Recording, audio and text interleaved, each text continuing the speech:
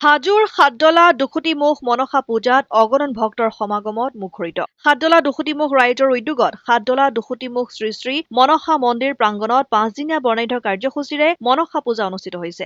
দ্বিতীয় বাৰ্ষিক শ্ৰী শ্ৰী মনসা পূজাৰ সামৰণিৰ পুৱা দেৱীৰ জাগৰণ, আয়তীসকলৰ নাম প্ৰসংগ, ওজাপালি পৰিৱেশন, হোম, ৰাজহুৱা মহাশান্তি, পুষ্পাঞ্জলি অৰ্পণ, দেওধনী নৃত্য অনুষ্ঠিত হয়। উদযাপন সমিতিৰ সভাপতি পৰমানন্দ দাস, উপসভাপতি হৰকুমাৰ দাস, সম্পাদক অৰূপ দাস, যুটীয়া সম্পাদক তপন দাস, ঋতু দাসৰ তত্বাৱধানত মনসা পূজা সুচাৰুৰূপে পৰিচালনা কৰা পৰিলক্ষিত হয়। সাতদলা দুখুটিমুখ শ্ৰী শ্ৰী মনসা মন্দিৰ প্ৰাংগণত অনুষ্ঠিত মনসা পূজাস্থলীত অগণন ভক্তৰ সমাগমত চৌপাশে আধ্যাত্মিক পৰিৱেশ বিৰাজমান হৈ পৰে। ৰাইজে মিলি মা মনসা দেৱীৰ শ্ৰীচৰণত এপাহি ফুল দিম বুলি আশা ৰাখিছোঁ। সেইধৰণে আমি আজি দ্বিতীয় বৰ্ষৰ পূজা অনুষ্ঠিত কৰিছোঁ। এই পূজাখনৰ জৰিয়তে আমাৰ সমাজৰ যিবিলাক বেধি বিঘিনি আছে, আমাৰ গাঁৱৰ লগতে আমাৰ সমূহ ৰাইজৰ তথা অসমবাসীৰ সকলোবোৰ অপয়মংগল দূৰ কৰাৰ বাবে আমি মা ভগৱতীৰ শ্ৰীচৰণত সেৱা জনাইছোঁ।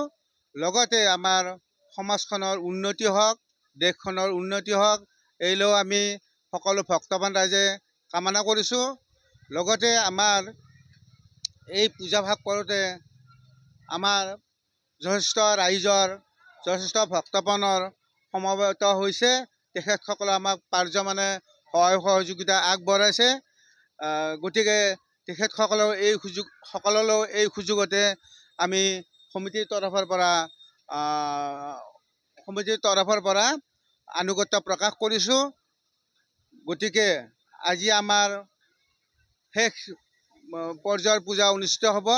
এই পূজা আমি গোটেই নিশাই চলিব। আমাৰ এতিয়া 12 বজাৰ পিছতে আমাৰ বলি বিধান পৰ্ব আছে। বলি বিধান পৰ্ব শেষ হোৱাৰ পিছত আমাৰ দেওধা নৃত্য হ'ব। এই দেওধা নৃত্য আমাৰ গোটেই নিশাই চলিব। ঠিক পুৱা 4 বজাৰ লগে লগে আমাৰ পূজা সমাপ্ত হ'ব। লগতে আমাৰ দেওধাসকলে নিয়ম অনুযায়ী তেখেতসকলে আমাৰ মা দেৱীৰ শ্ৰীচৰণৰ সেৱা জনাই দেৱীক বিসৰ্জন দিব। ধন্যবাদ। এইখিনি কৈ মই সামৰণি মাৰিছোঁ। হাজোৰ পৰা কমলাকান্ত দাসৰ ৰিপৰ্ট, অসম আদিত্য।